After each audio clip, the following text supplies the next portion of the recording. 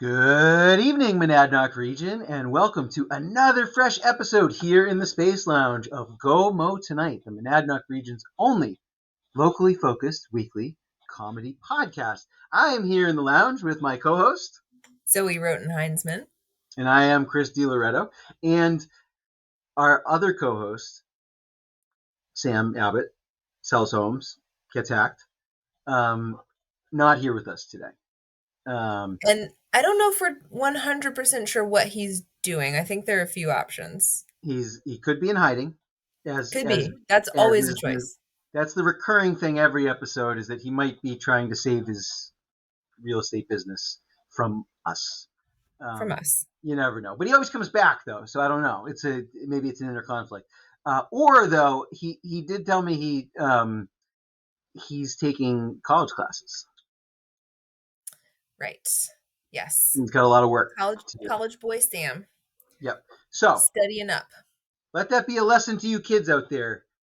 Stay out of school, because you're going to miss everything if you do that. Like Sam, you're going to end up hacked, and you don't want to be there. But so the two of us this evening. It's been a few weeks since we've had a regular episode. It is Thursday night, September 1st at 9:35 p.m. So we're recording this episode prior to Labor Day weekend. Episode's going to come out after Labor Day weekend. We can perhaps consider this our Labor Day episode in a way. And symbolic end of stay out of school message for this first week of school. Absolutely. Symbolic end of summer. And I'm not letting go readily here. Obviously, like I shaved my face for the night market. And for those of you who don't know, it's the first time I've been clean shaven in 9 years or so. I don't do that often. But despite the fact that in mid-August, I often do retire the summer mustache and return to the beard, I was not and am not ready for that. And so I grew it back. And in fact, this is a bigger summer mustache than the style of summer mustache I had most of the year. That is my act of defiance. I'm also still wearing a summer shirt. We're not jumping to cardigans just yet, and I'm not going back to the beard just yet. I think I might carry it all the way to the equinox this year. And nice. And it's perhaps fitting, because I have declared, in fact, I did so publicly today, that this year is going to be one of the rare years when I don't I'll still make comments. Don't expect to never hear anything from me, but I'm not going to make a very big deal out of complaining about and hating the winter this year. And to be clear, this is not me turning over a new leaf. This might come as a surprise to some people, but I have done this every few years since the winter of 2002 into 2003. So this is the 20-year anniversary of that. But every few years, there's no exact count. I couldn't pinpoint the years in between. I know that year because I remember consciously making the decision to do that. I was like, you know what? I'm not going to mind the winter this year. It was either that year or the year after. I don't know. It was one of those 2 years, right? And I was like, I'm not going to mind the winter this year. I'm just going to ignore it. And I was living in the city at the time, which actually means being outside in the winter much more than living in the country does, because public transportation, walking lots of places, etc. I was out in the cold, and I was a smoker. And even 20 years ago, Boston had a smoking ban. So outside a lot. And I was like, I'm just not going to mind the cold this year. And you can make decisions like that if you really mean them. And it's a choice, and it's not a choice that I always want to make. And most of the time I don't want to make it. I would prefer to complain. But it's been a while. And last year I went especially hard at the winter and at the winter people. So it seems fair that this year I perhaps compensate a little bit by backing off. As I said to our friend and sometimes Monadnock Underground contributor, Matei, earlier today, it's like a year of Jubilee. Like every few years, nice, hey, Chris doesn't mind the winter, I'm going to celebrate. But if I'm not going to mind the winter, I'm going to cling to the summer as long as possible. I'm not going to be sad about the drought. I'm not going to be sad if it's warm all the way into October. I wouldn't be sad about those things anyways. Who am I kidding? But and I'm not going to be too much of a bastard about the winter. I'm not going to embrace the higgy. I'm not gonna tell you that it's good to want to feel cozy, because as I said earlier today, wanting to feel cozy is an emotion. It's a symptom of an emotional disorder. You shouldn't wanting to have a lot of clothes on you. It's like needing a weighted blanket. Like, it's a disorder. It's a you should work through it, not embrace it. And I'm gonna say this preemptively too, because it's going to be difficult to hold. I don't think I'm going to be able to hold back on this one, despite my vows about the winter. But before you guys share that bullshit thing that woman wrote with that stupid drawing of the underground I know animal what you're talking. hibernating, I I knew what just you're want to talking about. remind everybody there has, because the whole point of this meme, if you haven't seen it, is that, like, in our modern world we are ignoring the natural slowdown of winter, and nature has gone to sleep, but humans are contradicting nature by living and going about their lives That's right, we 12 are. months out of the year and all this stuff. And in our modern culture, like, it's this idea that back in the day we hibernated or slowed down, like, didn't. And yes, granted, in an agricultural society in a wintertime, there isn't farm work to do. But no one was asleep, and life didn't stop. And, like, oh my God, it just makes no sense. There has never been a human society in the history, in 500,000 years, that has gone dormant in the wintertime. It's not a human behavior. In fact, almost no animals go dormant in the wintertime either. Like, almost zero. There's like a dozen, like, nobody, like, ticks go dormant in the wintertime. Fleas go dormant in the wintertime. Do you think that we need to get in touch with our insect nature for 4 months, 5 months out of the year and behave like that? Is that where we're at? In March and April, should we pay tribute to our, like, the fish stage of our evolution as well? I mean, I don't know what that would look like, but it doesn't seem like a very good idea. So remember, humans go around the year, 12 months, all the time. It's natural. That is what we're supposed to do. And if you feel like you can't do that, that's a disorder. That's what you got to work on.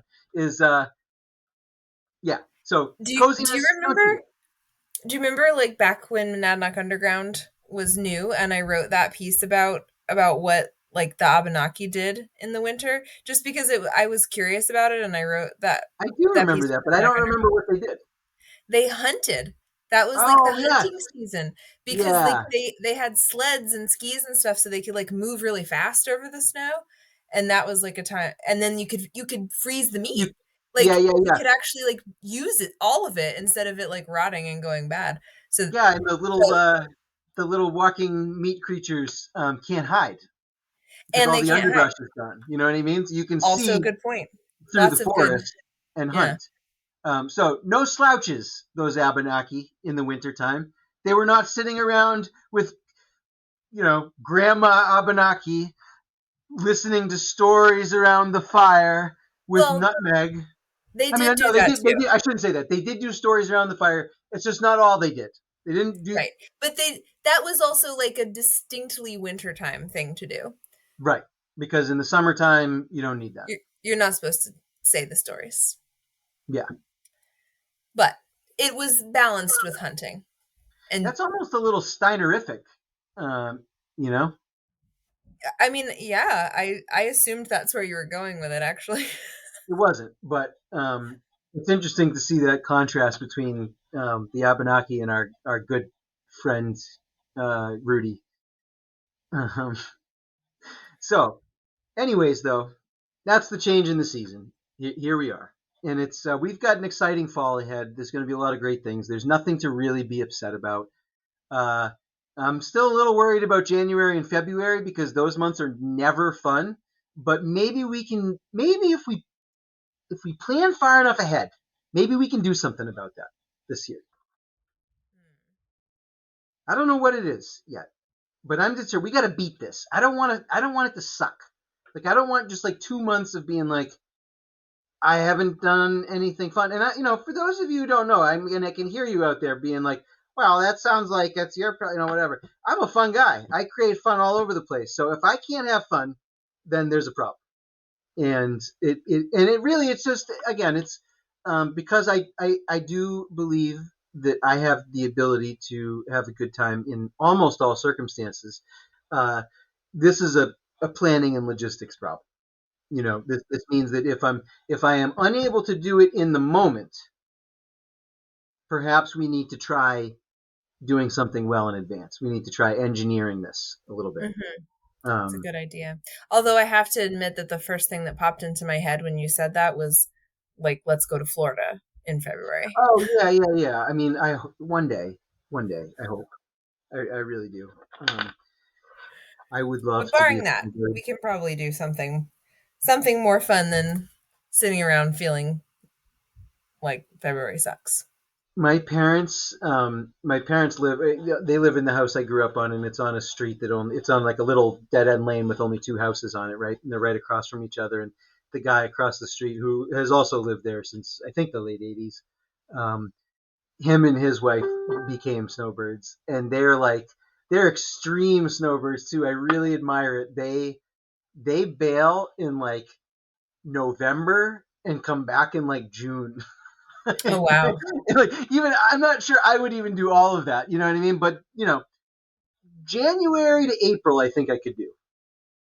That if I was going to pick a 3-month stretch, that would make sense. Because usually, you can get December kind of like has its own momentum, and that can kind of carry through. I don't love November. I hate November typically, but last year it was okay, but February is the one that's never okay. Yeah. And then March is tough too, because you just expect it to be better than it is. Every time. And I feel like if you're in Florida, it's probably great. One year, my freshman year in high school, I did do the cliche thing and drive with some friends to Florida on spring break. And it was like, I joined this trip at the last minute after someone dropped out, and I had and this was for like a week, right? I think I had $80 and ate the weed and a ball of opium. And that got me to Florida and back. And it was March. And we didn't even go, well, we did one night overnight, we drove down to Daytona Beach, but that's as far south as we went. Most of the time we were staying up in Jacksonville. And let me tell you, even up in northern Florida, March was awesome. It was not disappointing at all. We went to the beach. We were sweating, it was awesome. It was exactly what I hoped for from Florida. And then, like I said, we drove overnight down to Daytona Beach and maybe slept for an hour in the van, but watched the sun come up and I don't know, it was fun. And we were underage too, so we couldn't get into any clubs or bars or anything. So there wasn't any of those things that I would typically associate with now if I went to Florida, I'd be going here, I'd be going there. We were just out in the streets and on the beach, it was awesome. I wouldn't do it now, like I said, I would go to the hotels and the bars and everything. But still, I have if you can't tell, I have very fond memories of this, and I want to be in Florida in March again. We're coming up on the 20-year anniversary of that trip, as a matter of fact. Crazy to think about. It's about time I reprised Florida in March. So this is the winter then that you decided not to hate it, and if your dates earlier were correct. If my dates are correct, that's right. And so I made it all the way to March, and then I went to Florida as a reward. Sounds good things nice. Come to you sometimes when you do these things with these little acts of mercy. But if I was to do it every year, then I wouldn't get anything out of it, because then it wouldn't be special. Right. It only means something. Not going to Florida, you mean, not complaining about the winter. You're correct. Yeah. That is what I mean. Yeah. So, anyways, you want to know something interesting is, and this is a little bit off topic, but just something to note, maybe historically, maybe this is something that's forgotten about and people will listen to this years later and be like, oh yeah, remember that thing. But just under an hour ago, the new Lord of the Rings show 2 episodes came onto Amazon, and I think based on what I've read, that it is probably very bad. Oh no. Yeah, Oh that's what it sounds no. like. It sounds like they spent $1 billion to make a really bad Tolkien show. Oh no, Um, that's so not what I thought you were gonna say. yeah, and the, what I've read has killed my hope for this series because the things that are supposedly bad are so numerous and are in so many different directions. It's like everything that they could have done wrong, it sounds like they did wrong. And what's interesting is that they apparently apparently this has been publicly said that they because of the $1 billion investment that Amazon Studios put into this, if this show fails, Amazon Studios is over. Like Amazon will no longer be making original like films and shit, because this will put them under. But again, I don't know if they had $1 billion to make a really good Tolkien show, and they fucked it up. They Maybe should they fold. deserve it. They should Yeah. they should throw in the towel. And uh, yeah, I don't know. So I might put that on later. I don't know. I got a lot to do tonight, so I probably won't. But Yeah. I'm still curious about it. But I have watched the new Game of Thrones. Was just opening my mouth to ask that. How's I like that? it. I like You it. like it? It's like old Game of Thrones so far.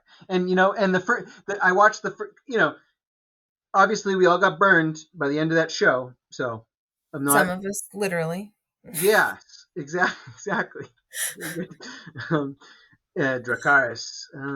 And uh, so I'm not so willing to trust again. It's like I've been hurt. I've been hurt in a relationship. I can't just jump back in. But I watched the first episode and I was like, there was no. I would say some differences between like the first episodes of the two series is, the first episode of Game of Thrones is definitely a little bit better because you are introduced to 2 or 3 characters in that first episode that you're immediately drawn to. Sure. And However, my memory of when I first watched that first episode of Game of Thrones, I had never read any of the books and I didn't really know what to expect. My parents and my brother were just like, "You should watch Game of Thrones. It's awesome." So I yeah, put on this episode and it's like there's so much incest. And I'm just like, "What are you wanting me to watch? Like right, what right, right. is this?" Well, So I was it's a about little to mention that off-putting. actually. So there's no characters in the first episode of House of the Dragon that you're immediately connecting with. But it's fine. It worked without it, but that's just something to point out. Like there's no Tyrion Lannister Yeah. that's there to charm you right off the bat. There's not even really like innocent child Arya who's good with, you know what I mean? Like there's none of that really. There's no incest. So far. I mean, I'm sure there's gonna be. It's Game of Thrones. There's incest somewhere, and there's a lot of talk of royal marriages that need to happen and stuff. So of course, it's this sort of thing is going to come up, right? But no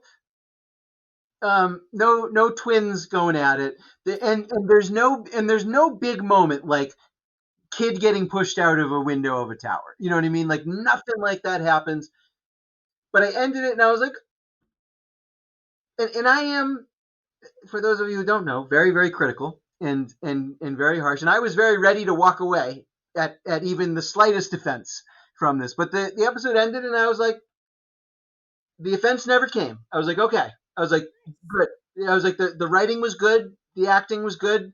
There's nothing that I'm immediately like sucked into, but I'm not turned off, and I will continue to watch. And then the second episode was better. It topped it. Like the second episode, I was like, okay. I was like, all right, I'm into this now. And it's politics and royal marriage. It's all the best stuff from Game of Thrones so far. From like Are there um, only 2 episodes? yep, yep. Okay. It's airing live, and so the third episode will be on Sunday. And Nice. this similar thing is true of the Lord of the Rings. 2 episodes came out tonight for the debut, but then I think it's weekly for a while. But I think there's only 8 or something like that. So like God Almighty, like if they fuck this up and this is terrible, and they only made 8 episodes, and they had $1 billion, like yes, Amazon, go back to selling books.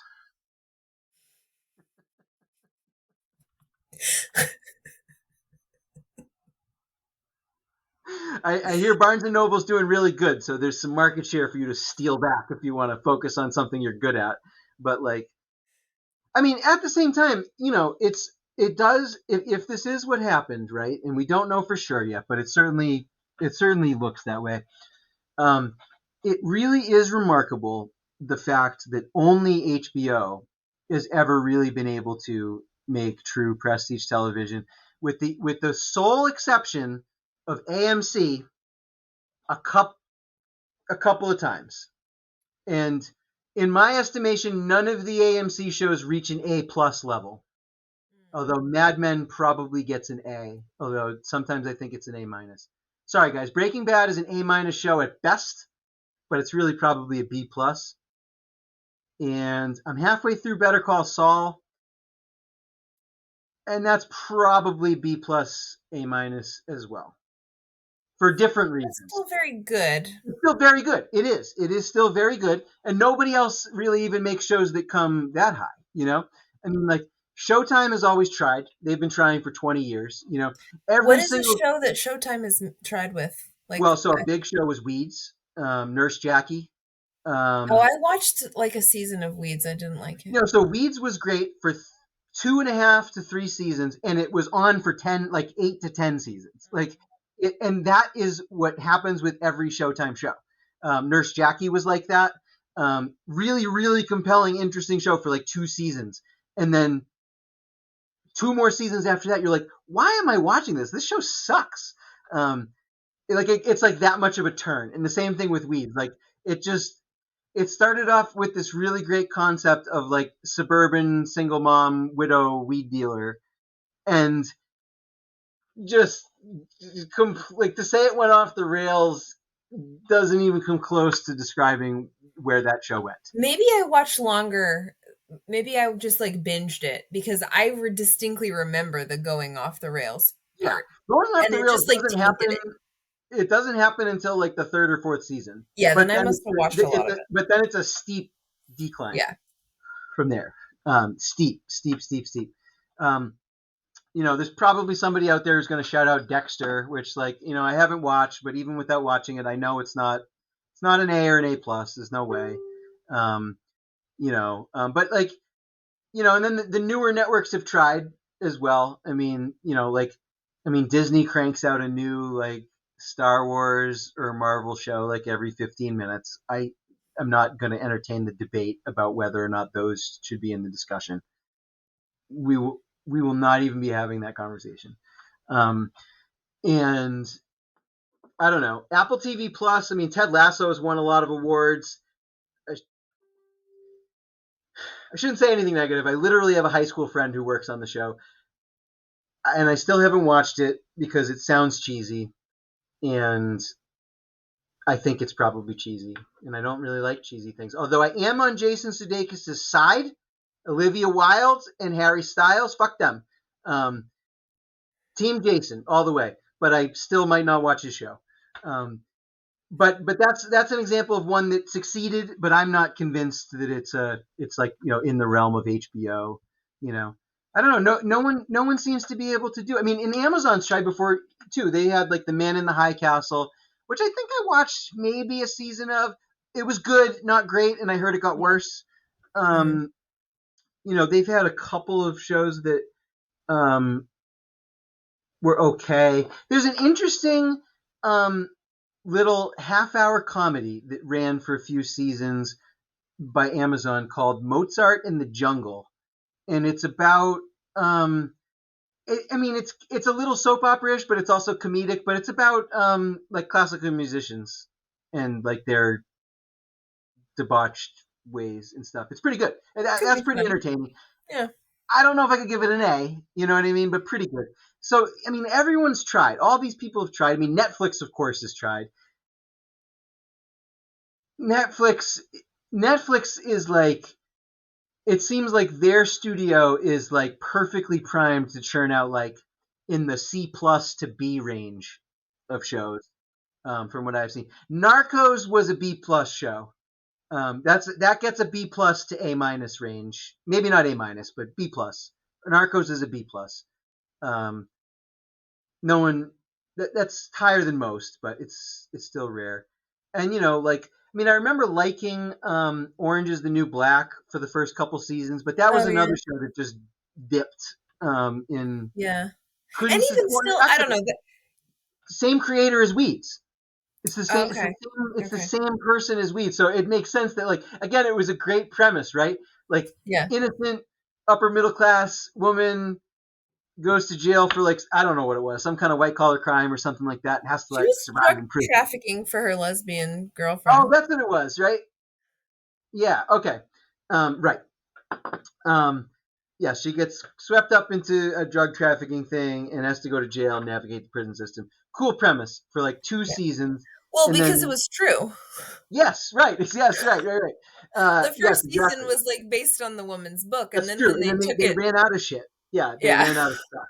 Yeah, yeah. yeah. So That's, no, I mean, that's actually one of, I just don't watch a lot of stuff. You've gotten shit before on Facebook for like not watching movies that you already know you're not going to like, and but you are like, people think you're bad about it. Like they don't know my yeah, viewing you are very like proclivities. you won't even watch movies you know you'll love. You know, I will get around to them. that's what I mean. Eventually you'll get there. Um, But yeah, I really don't have time for TV shows that I don't think I'm gonna love. Well, that's what I'm Not saying, anymore, and that is the thing. You make a good point with that criticism that people make, is that it is sort of like, yeah, I mean, I make that choice in assessing what I think I'm going to like ahead of time, not just because I'm usually right about it and because I've been critically viewing things for decades now, and I'm good at it. But even besides that, I really there's a lot of things that I want to watch, and there's a lot of things that I do watch, and it's got to be good. Like I'm not going to sit through something that I know isn't, which is why it's entirely possible that I never watch this Lord of the Rings thing now that I've read what I've read.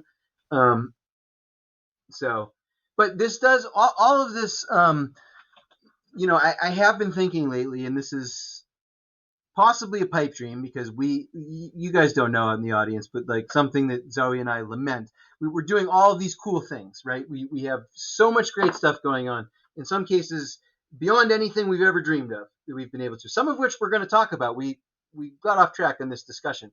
We're going to talk about in this episode, um, but one thing that has been like the consequence of all the success and good times is that neither of us has written anything in a very long time, right? so And true. so we lament this all the time, and it's like I'm not really beat up about it or that bummed about it because again, the upside is so huge and it's fine and it's great, and the upside includes outlets for creativity. So like we are still being extremely creative in a lot of ways with a lot of things. We're doing writing in many of these things as well. Like there is writing, but neither of us is sitting down separately and like writing an essay or like writing a story. Right? You know what I mean? We're not doing that. And uh, I guess I'll phrase this way: if I were to be in a place where I were regularly writing again and publishing things on Go Monadnock, one thing that would be a good idea for me to do is like regular writing about prestige television because it is something that I talk about a lot. It comes up. It's come up on. This is not the first time this has come up on this program.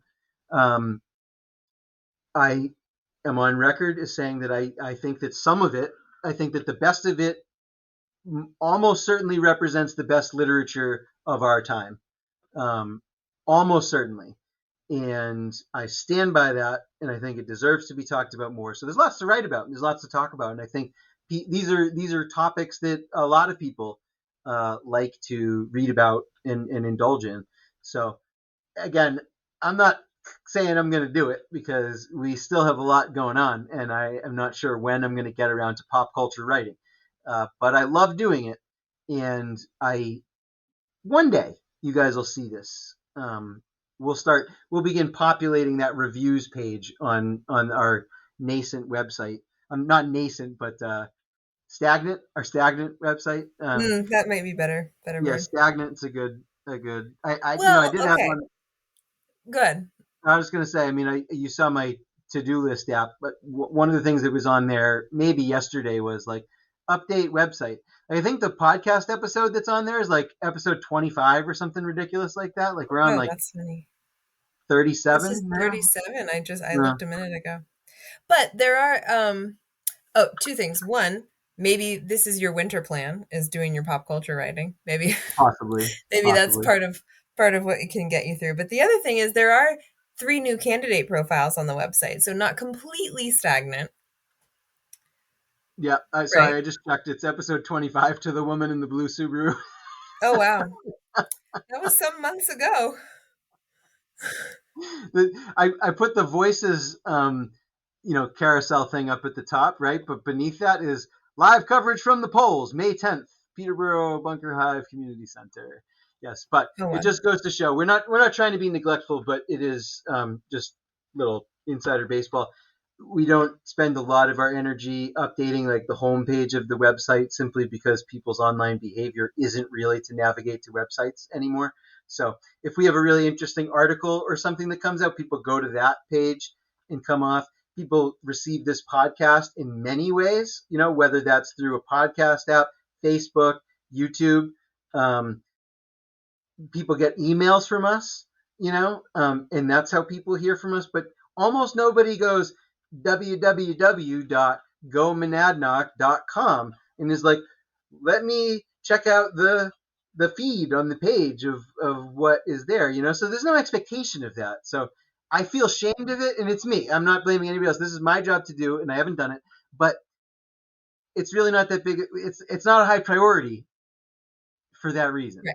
Right. That's why I call it stagnant because we Yeah. don't touch that homepage really. Well, that was me trying to like Segue into the mentioning these topics we're supposed candidate to cover. profiles is trying to We're in the middle of a segue us political into. season again. This episode will be the last full episode to come out before the Democratic and Republican primaries on 9/13. And we will likely, I feel confident enough to say this, we will likely, so this episode will probably come out next Thursday, the 8th, right? Probably Friday, the 9th, we will drop our third in a row, video only bonus episode. And this one will be with candidate Jonah Wheeler, who is running for the Hillsborough 33 seat in the Democratic primary. This is our Peterborough and the fiefdom, the town of Peterborough and the fiefdom of Sharon are represented by two individuals. Currently, it's Peter Leishman and Ivy Van. They are longtime incumbents, and this is the New Hampshire House of Representatives, which has like 400 members. We've talked about this before. And so Jonah, very I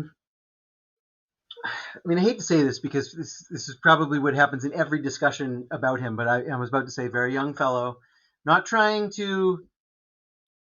It really shouldn't, because I would be. And this is no offense to Peter or Ivy at all, but I am a young fellow if I were to run against them as well. To be clear, and I am almost 20 years older than Jonah is, but this should really have nothing to do with his age. I would really encourage people to just listen to what this dude says. And I'm not tipping my hands or anything. Maybe I am, but I don't give a shit. But I think you should listen to what he says. So, but it's interesting though. Regardless, anyways, we've got this young upstart who's challenging a couple of longtime incumbents, and I think a couple of people who are, if not outright popular, in the possession of very strong bases of voting support in both of their respective political careers. And so 2 seats, 3 candidates, musical And chairs. yeah. last night we hosted a debate and forum with all three of them at the library. Peterborough Parley II. Yes, by popular demand, in Yeah, fact. yeah, actually, yes. This was a fine constituent out there and regular listener. I think I don't know if he listens, but he gets our emails anyways. Shout out to you, Right. Bob. Um, Yes. uh, Reached out to us and was like, there's in this honestly, and I do consider myself a politically informed and up to date person, but I just do not always follow, even locally. But sometimes I miss things, and I didn't know that this race was even going on, and so he called it to our attention, and we said, well, that sounds worth talking about.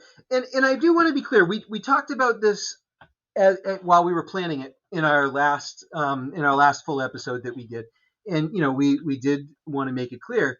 And this is true. This is not a wink, wink, nod, nod. But we wanted to make it clear that we are not partisan on this show. We are not. None of us are reliable Democrats or Republicans. We are not in either camp. Don't ask us to be. Don't look for us to be. If you think that that's immoral, I don't care. None of us do. And like I joked last time, paraphrasing Michael Jordan, Republicans buy homes too, right? I mean, so anyways, we are not holding this debate for the Democrats because we favor the Democrats. On the Republican side, there's two reasons for this, really, right? On the Republican side, there's only two people running for two seats. I reached out to Chris Maidment, whose wife is, he's as I said at the night market, one of the two Republicans in Peterborough, which is a joke. There's more Republicans than that, but he is a very prominent Republican. He's actually a professional Republican, literally, Yes. and I like him. I think he's an interesting guy.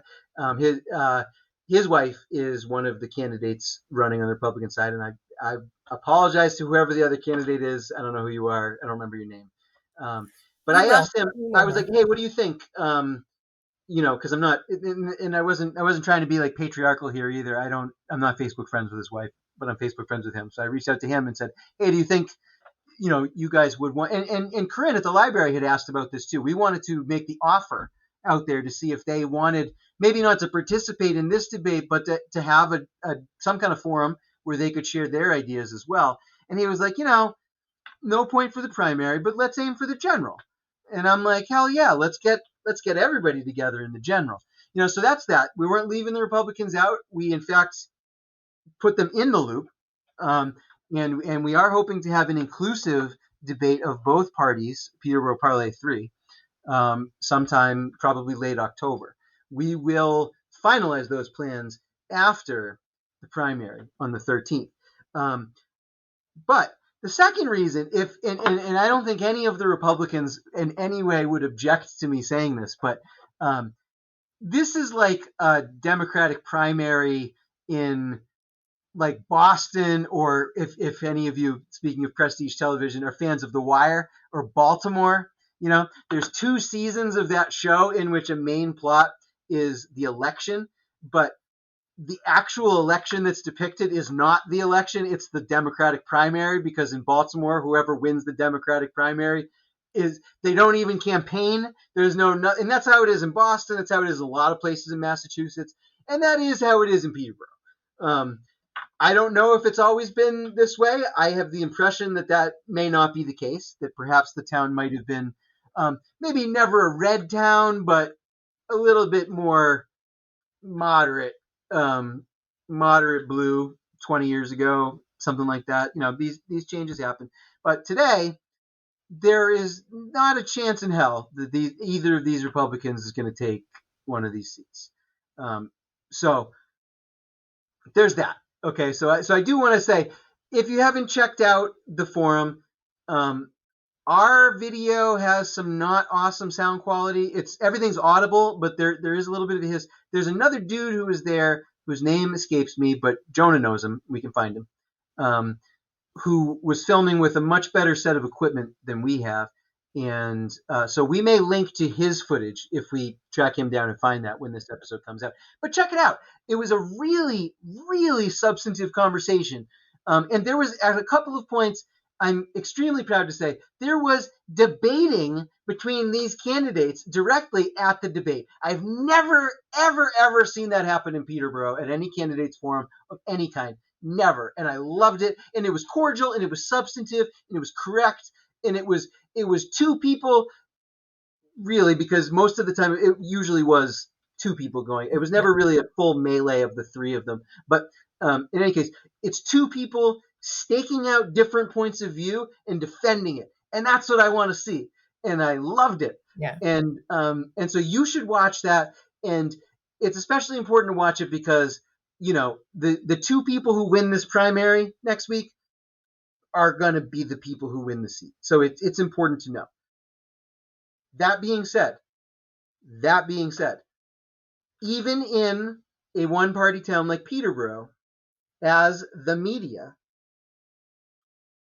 I don't want this to be a town of one-party ideas. And I don't want the presumptive winners, because of the partisan makeup of the town, to be the only ones that anybody wants to talk to. I do want to talk to the other side who can't win. I want them all in a room so that they can challenge one another. And I'm certain that one side is going to be more popular than the other in terms of the audience, whether online or in person. And that's fine. And the Republicans will know that. These are people running for office. They're not thin-skinned. Let's hope that we can be mean. Excuse me. Let's hope that we can avoid being mean. Let's hope that we can be cordial and professional and respectful, even to Republicans, heaven forbid. Let's extend them the same courtesy and, frankly, their points of view. Because no matter how convinced you are that your point of view is correct, that hasn't, in most cases, been written in stone tablets as decided. And even if you will not change your mind on that thing, you need to be willing to let that thing be interrogated from time to time. And you can do that in many ways, but we'd like to bring that to you as a live event. And because that's something that we can do. So real exciting, good politics. I love contests. I do. I stopped being a Democrat or a Republican a very long time ago at this point. And that has taken on many permutations. But one thing that I have never succeeded at is like losing that bug for that, like just the love of political competition. Like I just love it. It sounds nihilistic to say, but in some cases, regardless of outcome, I love the contest. I think it's fun, and when there is one, you know what I mean. When there is, so often, especially in local races, there just isn't one. But there should be more. There should always be contests. I want to see the goddamn cemetery trustee be a contested race. Fight. Everyone should fight it out. It makes us stronger. It makes our ideas stronger. It makes us smarter, and it makes the things that we ultimately do better when we have to fight our way there. It just does. And so more fights, everybody, more fights. So one other political story we got to cover. In fact, we mentioned, so a couple episodes ago, I think we talked about George Hansel. We're going to find this guy, right? Well, we found him. We found him. Can't get him to come on yet. But so what happened was we were invited to come. We mentioned this in a very special episode that aired by the time this comes out, a couple weeks back, with Executive Director of MONADNOCK Music, Lena Barakat, in promotion of their annual fundraising gala. And we were invited as guests to go to this fantastic mansion up in Dublin, where former White House of President Taft. Yeah, Taft. Yeah, William Howard Taft, summer White House, a true estate with a vineyard and a vista, and live shirtless acrobats. And this is a classical music org, so they had live classical music. The artistic director of the Monadnock music is a cello player, and he was out there stringing away, Shelling it. chelling it. Wonderful evening. Wonderful. Thank you very much to Monadnock Music for hosting us. Much appreciated. It was absolutely our honor. It was great. Really, really cool. Fine individual, many fine individuals were there. But as one might not be surprised about a Republican candidate for local office, pops in very, very tall, unmistakable, very recognizable George Hansel. Now I'm starting to see him on TV too. By the way, he's got commercials. Oh wow! He's got big boy commercials for a primary. He must be running against somebody, but I don't know who he is running against. We need to find this out. We need Jim, the producer. I can look it up while you're telling your story if you want. Yeah. Okay. I'm almost there. Anyways. Okay. Well, we saw him at the gala. Yes. We could not. He was chatting with many people, so we did not ever quite make our way over to him. And he was also very into the music, I feel. And there was one point when he just like disappeared into the concert, which who could blame him? But yes, we did not. We saw him. We did not manage to lock him down. George Hansel helped run his family. That's WMUR, folks. With whom he did talk. It's a little favoritism in the media outlets. Right. So to continue this story for you. Yeah, please do. All I just want to say though to that point though is I just refuse to be that guy who's going to be like barging into a conversation. I wasn't trying to be too shy, and I know as like a press guy, I can be like a little bit pushy, like that's okay. But I wasn't going to be a dick. We're at a gala, we're drinking champagne, like so. It didn't happen. It couldn't happen. There just wasn't a moment. Nope. There wasn't a moment, and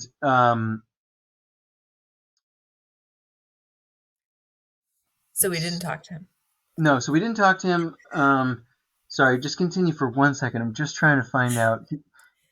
And so then maybe he doesn't have a primary fight. Maybe he's just running against Danny Custer, because that's all anything seems. Well, no. This is horseshit.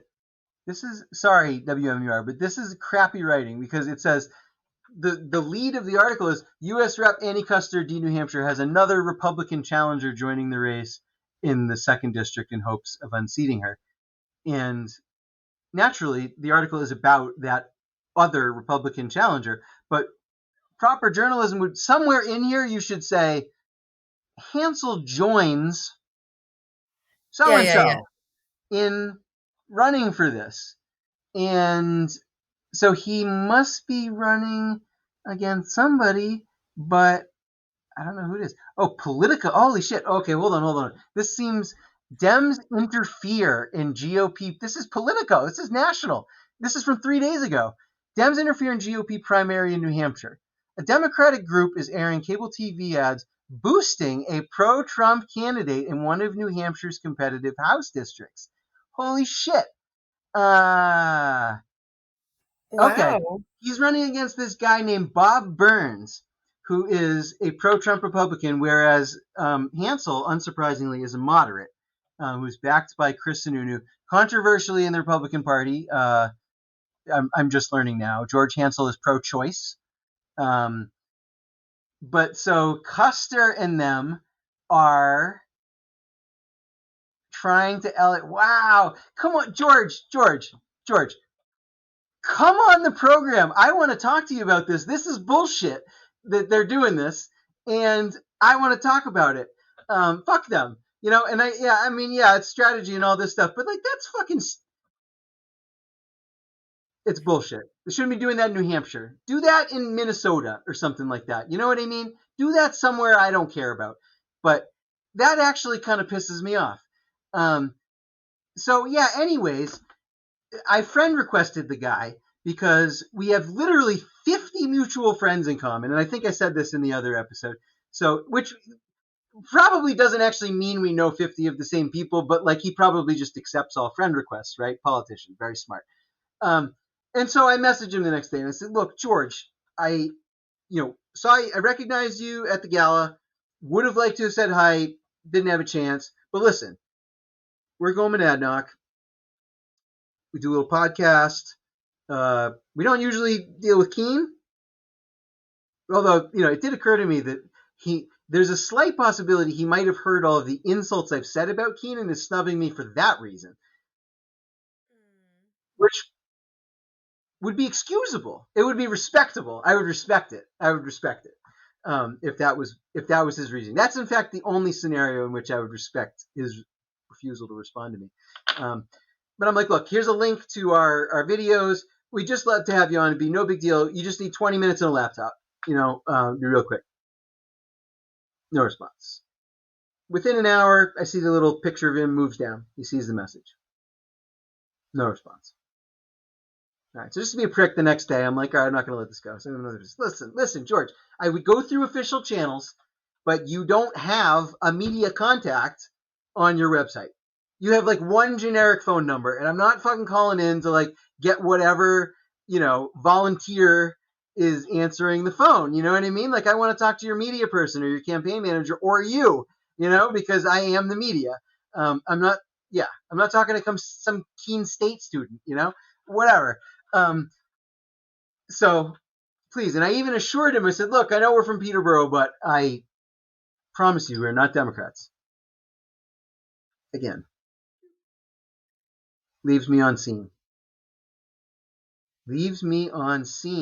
Very insulting, George. Not even the courtesy of a denial. I'm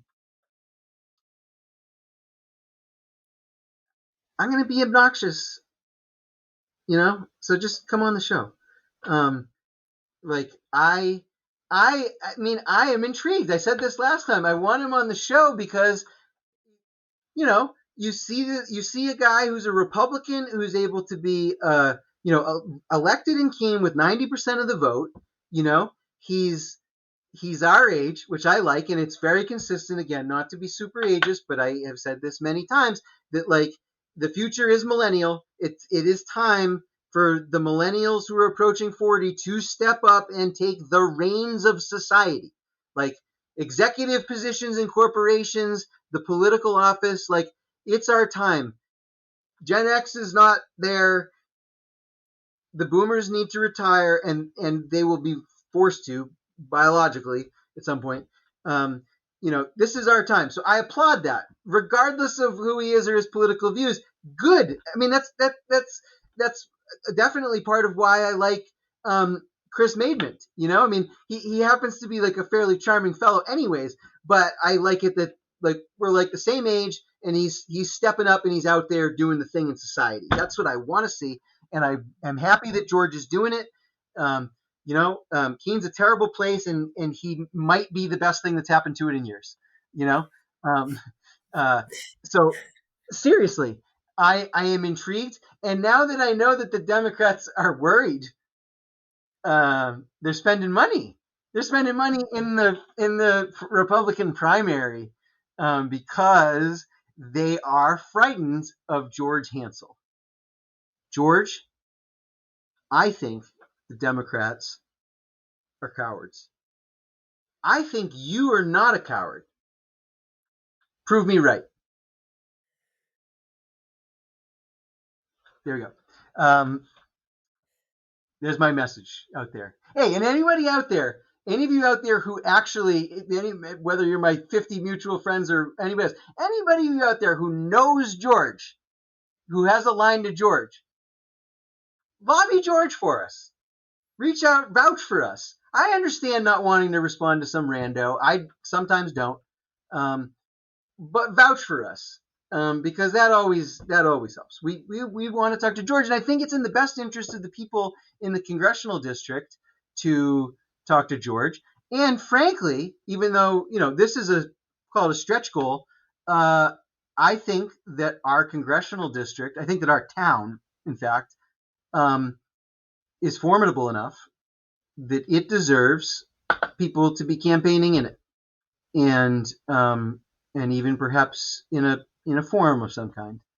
And we would love to be friendly folks to facilitate that. And I bet you, if we were to try to organize something like that, I bet you the Democratic candidate would refuse. So I'm not trying to do the political consultant's job, whoever they are, for them, but some of you can probably see where this is going. So let's talk. Let's work. Let's work together. I'm interested. I'm compelled. Yeah. We're gonna get George on. I hope so. I hope so too. All right. What else? We got to talk about the. What do we want to cover in 5 minutes here? Oh, should we talk about the terrorist who drove his truck into the woods? I'm kidding, everybody. Don't freak out. I'm just kidding. There was a bad accident, but no one was hurt, so it's okay to joke about. Okay, nobody was hurt. It looks really bad from the pictures. It looks really bad. It closed a lane of 101 on Temple Mountain for like a day, like a whole day. Dude drove his tractor trailer into the woods, right? But he was fine. And there's a lot of people on this post were casting aspersions about his intoxicated state. Let me tell you from experience, if the police think, if there's any reason for them to think that you are intoxicated or under the influence of something, they will take you in. So there's a lot of people, because he refused an ambulance to go to the hospital, which some people, like I think Justin Dole was one of them, was like, dude, maybe he just didn't want to, like maybe he wasn't hurt and didn't want to pay for an ambulance.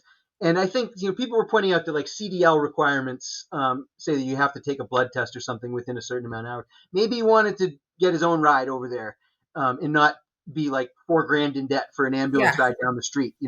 I would do a lot to avoid an ambulance ride. So would I. And that's what I'm saying. Like, he wasn't fucked up, because if he was, the police would have taken him in. They don't let you off for that, especially when you drive a tractor trailer into the woods. You know what I mean? Like, oh, he seems like a nice young man. I'm sure you're fine, right? No harm, no foul. But no, so the Peterborough Fire Department, who was at the scene and took care of the situation, came to rescue the man, post this on their Facebook page. And it just immediately just evolved into this utter melee, because now I don't know what this guy's deal is. I don't know who he is or where he was going, or I mean, apparently his trailer was empty.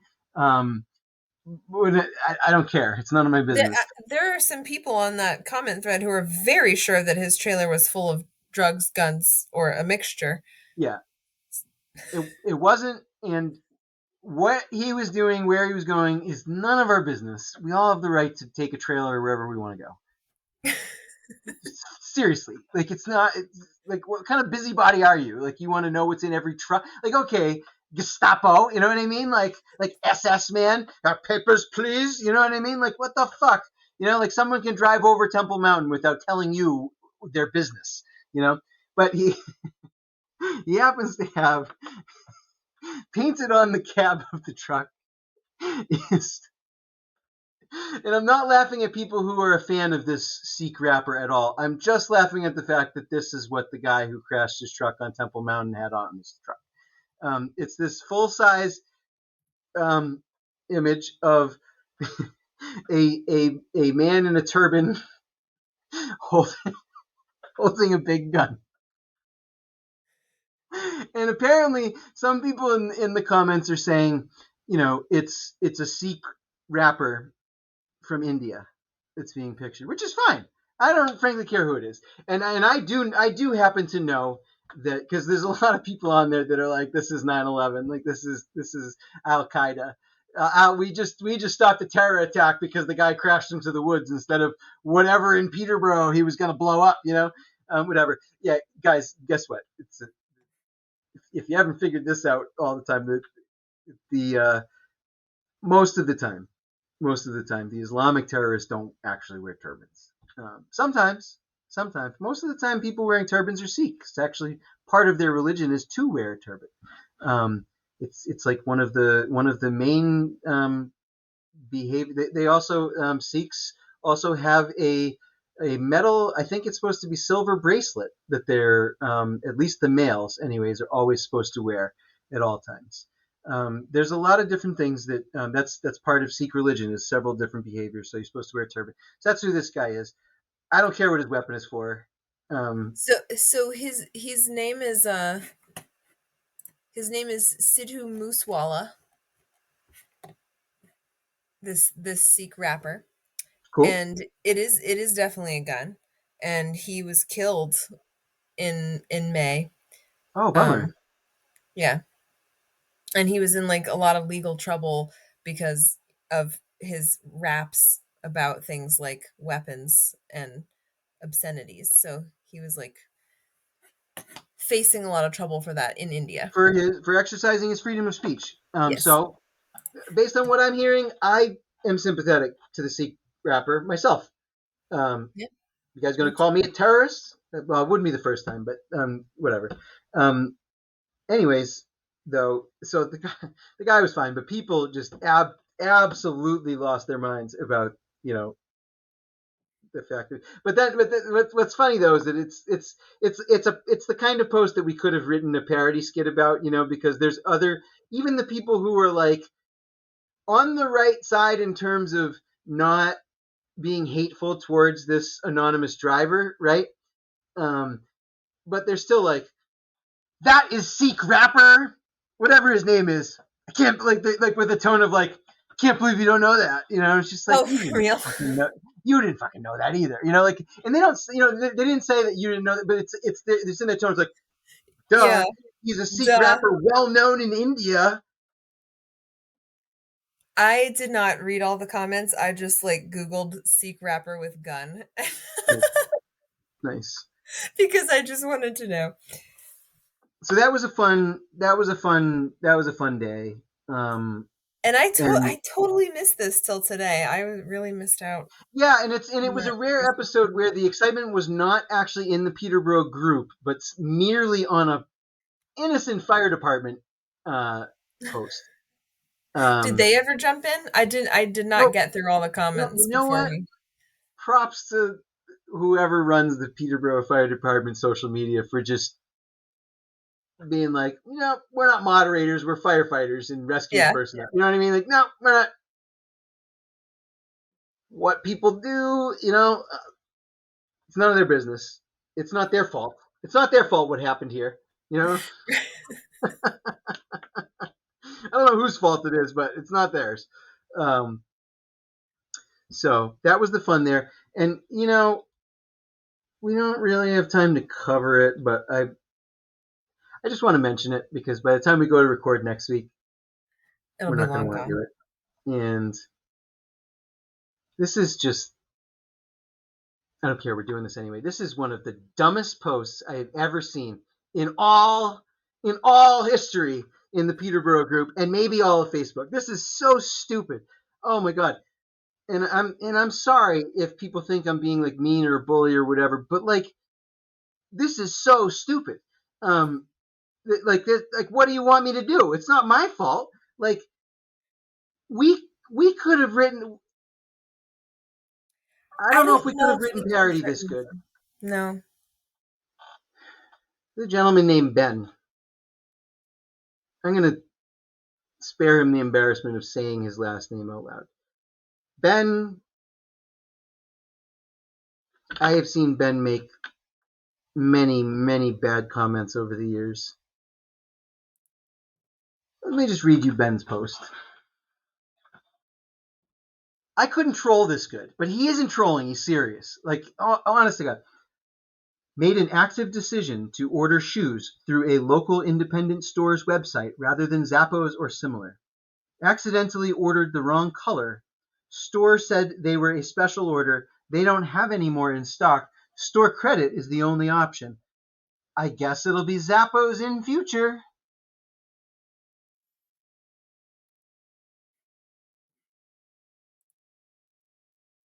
Even if you think these things as thoughts in your head, which you shouldn't. But even if you do, these are not the thoughts that you put online. And if you do put them online, they're the ones you put on your page, not in the town's page. Like, good Lord. What, like, there's so much wrong with it. Like, where to begin? Like, all right, like, yeah, first of all, I would have just ordered from the website. Okay? We don't, like, don't be weird. Don't be strange. Like it's one thing. It's a nice thing to do if you want to go into Toadstool and have them order a book for you rather than buying it off of Amazon. I can understand that. It's books. We do have an interest. We have a shared interest in having a bookseller in town. Maybe you have like really weirdly wide feet and you need to try things on. So yeah, like, but if you do, those local shoe stores are never going to have that shit. But yes, that's what makes it even weirder. Is he ordered it online through the shoe store? Like there's like literally no justification here.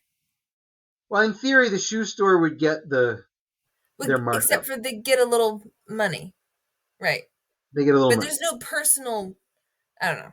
No, not really. It's not. It doesn't really make a better experience than or just ordering it on Zappos or whatever. This is the act of an ethically obsessed person, like like to ethically obsessed beyond reason, right? And so, all right, though, you made this bad choice because just buy your shoes, guys. Don't buy clothes or shoes here. I'm sorry. I don't know.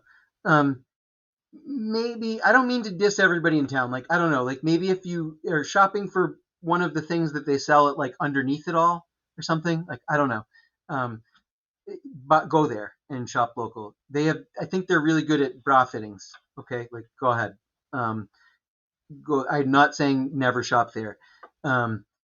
If you really need outdoor gear, which I guess you do. I guess we all do. So I own outdoor gear. Okay, so we all need outdoor gear sometimes. Fine, go to the outdoor gear shops. But I've been telling you guys for months, if not years, stop wearing outdoor gear as like your clothes. Okay, like that's just better than. And you can't get those clothes in the region. Just nobody sells them. You just can't do it. Just go somewhere else and get the clothes or order them online. It's totally fine. Shoes, especially shoes. Shoes. It's in terms of like retail space and like what you can put in it and like the amount of variety that exists within shoes, okay? You are never there is never really a justification for like having a small shoe store in every town. It just doesn't make sense. There's no economic justification for it. The ones that exist, I don't begrudge them. I'm not saying that I hope that you fail, but I don't feel any obligation to make it so that there will always continue to be local shoe shops. I don't think that's necessary. Maybe there's an argument for specialty shoe shops, like athletic shoe shops, right? That was always a thing when I was younger, although I see a lot fewer of them now. But like, high school athletes and stuff, like they all need special shoes for like multiple times per year. And there's a market there and there's a reason to go and try them on, because if you're a cross country runner, it's actually important. Like precision fit is actually really important, or you're going to hurt your feet. So things like that, good reason. You can make an argument for boots, right? Again, outdoor wear. We have places like EMS, Hubert's, and things like that for that, right? But just general shoes, you can't do it. Like you're going to end up with like one men's brown dress shoe and like one men's brown loafer and like one, you know what I mean? Like you could only ever have one of like any broad category. If it just doesn't make sense. You can't make it work. So don't do that. Buy your shoes online. I'm sorry. Do it. But if then you make the choice to do this and to throw them a couple of bucks and you fuck it up, by ordering the wrong color. They didn't order the wrong color. By his own admission, he told them to order the wrong color. Now, again, if it's me, I probably end up wearing the wrong color. Honestly, I probably eat my loss, or at the very least, I eat my loss and I take them home, and I don't wear them very often, and I reorder the color that I want. But I'm not gonna, or I take the store credit, or I take the deal, right? I take the deal that they're offering and get store credit at the local shoe store. Which again, like they didn't have to do. Like They did not have to do they that. ordered what he ordered. They did not have to even do that. But take that deal, right? Either take the shoes or take the deal. That's again, the deal is beyond fair, and the shoes are what you ordered. so taking them is also fair. But putting them on blast for not fixing your mistake, like, bro, Hamid, oh my God, like, real talk here though. This is what big businesses offer that small businesses cannot. Big businesses can eat a little bit to make you happy because they're going to make so much money on everybody else that if they lose a couple of bucks on your transaction, who cares, right? Who cares? It doesn't matter. Which is, again, it's another great reason. I like that form of commerce, right? Where I don't feel indebted to Amazon for buying from them. You know what I mean? Because I owe them something. Everyone's relationship to small businesses is weird. I love small businesses, but people's relationship to them is very strange. You as the buyer don't really owe the stores anything. But in any case, small businesses though, who you clearly want to support, but just don't understand. Although apparently he owns a business of some kind. I don't know what it is. I hesitate to know. But small businesses can't really afford to be taking hits for like everybody who like fucks up the color of their shoes. Because my assumption here is that like the shoes that he ordered, they don't carry it in stock.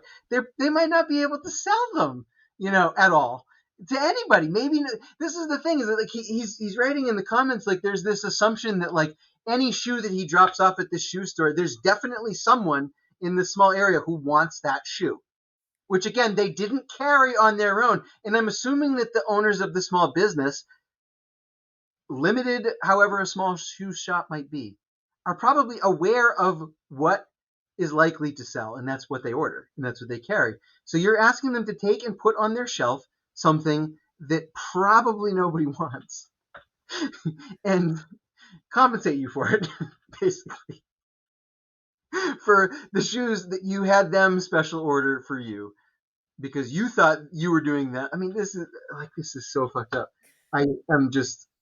He was doing them a favor by gracing them with his business. Like, after last night's really good discussion, and I want to circle back to this as we conclude at the debate last night, right? Such a good, like, whoever you vote for, honestly, everyone, all three of those candidates, and there may be even one or two of them that you just like don't like. You don't like their style, you don't like their substance, whatever. Every single one of those came there and like faced the questions, took positions, in some cases took positions that they might not have thought about or commonly have to answer questions about, did it on the fly. They faced one another. They faced members of the public, and it was rich and it was really good. And I think that all of you out there will probably hear from one or more of these candidates something that you really like, maybe even from all of them, because it was that good. It was that good. And if I have made it very clear, I'm not a Democrat. And I thought they all proved themselves to be fine candidates, even on issues where we don't agree.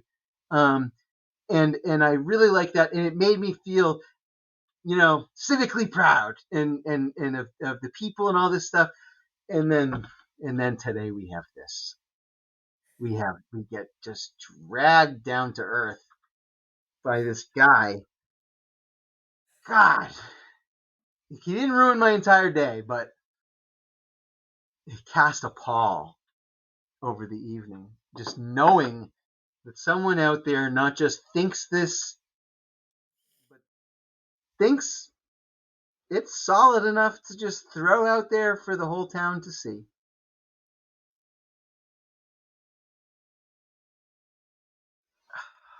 God, I just sometimes I just don't know, guys. I have no, I wouldn't even, if I was giving good advice to this guy, I wouldn't even know where to start.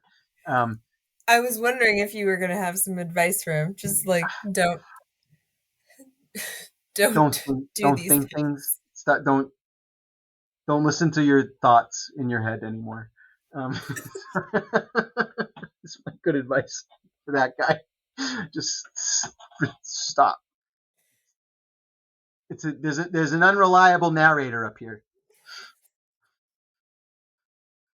Don't bet a lot on it. You know, that would be that's okay. I do know where to begin. That's my good advice for him. Anyways, we've gone a little bit long. There's still so many things we have to talk about. I'm sorry for that diversion on prestige television, but I hope it was entertaining. I think that some people will get a lot out of it. We can't always just talk about serious I matters. don't think you should be sorry. Whenever Sam isn't here to like rein us in, this is what happens. I know, it's true. It's true. So that's our show for this week. Special thanks to Sound Lord Chad and Chad. This is of course Chad Patterson of Studio117.net, which can cover any and all of your sound needs, whether that's production, equipment setup, mastering, advice, consultancy. This dude can do it all. He's also got his band Down by 10, which we are encouraging everyone to go and see. And I think last episode, or maybe in my last post, I totally screwed, maybe I think it was in the show notes, I totally screwed this up. I think I said that 10-1 was Chad doing Dad Rock at Mom's, but at Mom's in Milford. But Mom's is in Manchester, right? And it's in September. 10-1 is the right date, I believe. I better look this up. No, I put a correction in the last email. It's not the right date. Unless I screwed up the correction, which is totally... No, I think it was the wrong date for Mom's, but the right date for Milford. Oh. Well, you could correct my correction in the next email. Let me see. Yeah, we're doing it now. Yes, that is correct. October 1st is at a place called Riley's Place at 8 p.m., and that's in Milford, New Hampshire. We want to get some local people out to Riley's Place October 1st. So we're doing it. In fact, I don't remember if we've talked about it, but I think we initially had something on the calendar for 10-1, but I want to move it because I want to go and support Chad at Riley's Place. We've been threatening to go see Chad in Down by 10 and bring him out here many times. He does all this fantastic work for us all the time. We even brought him up on stage to be judged at the night market, and he passed. Stood up. He withstood all scrutiny, as always, of course. Let's go out. Let's go out and see. If you're in the Manchester area, September 17th at Mom's, you can do a little post-primary celebrating if you want. Go out to Manchester on a special little trip. But October 1st is Riley's Place in Milford. Let's go out and support our friend. I think it's going to be a great time. That's some good advice. That is some good advice. Thank you to Chad for all that you do. Thanks to all of you out there who are listening. Most of you do not need the good advice that I gave to the gentleman with the shoes. But we can all, myself included certainly, remember at whatever level we are at and whatever the best direction is for it to come from, to take good advice. Until next time, when we see you again in the Space Lounge, I'm Rod Serling.